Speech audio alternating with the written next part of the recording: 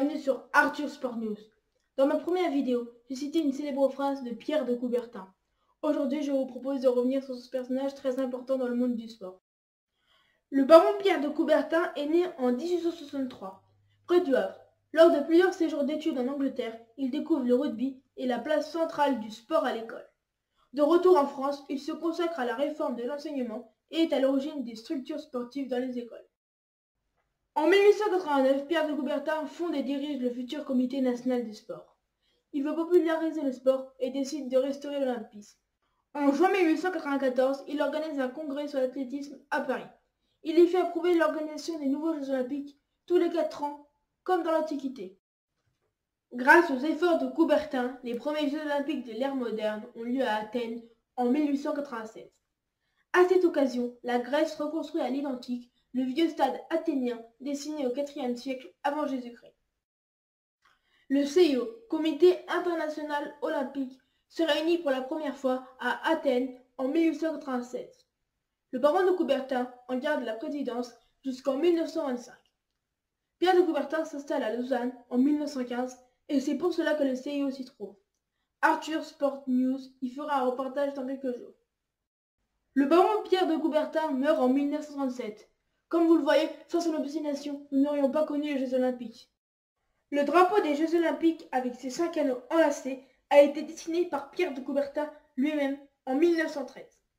Il a été utilisé pour la première fois aux Jeux Olympiques d'Anvers en 1920.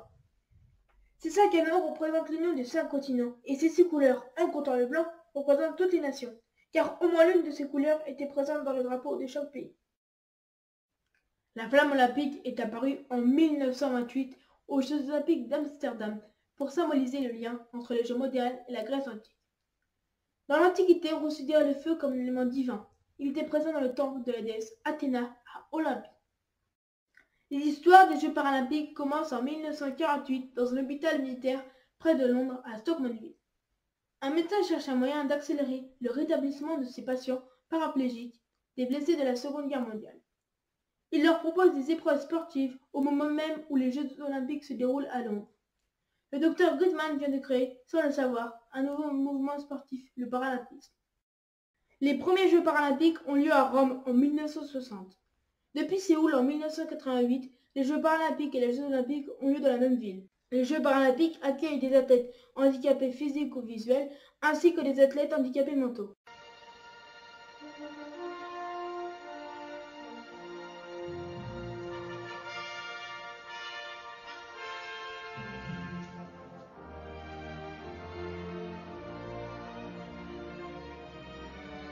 Alors que vous entendez l'hymne olympique, j'aimerais conclure cette vidéo en revenant sur 2 citations du baron Pierre de Coubertin, résumant parfaitement l'esprit et la beauté du sport.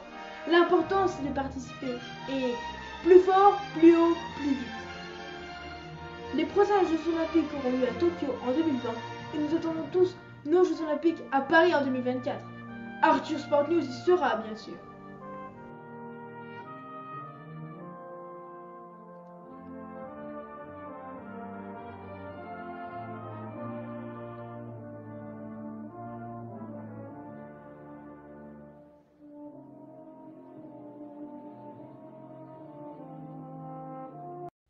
Likez, abonnez-vous, retrouvez-moi sur Instagram. Vive les Jeux Olympiques sur ASN.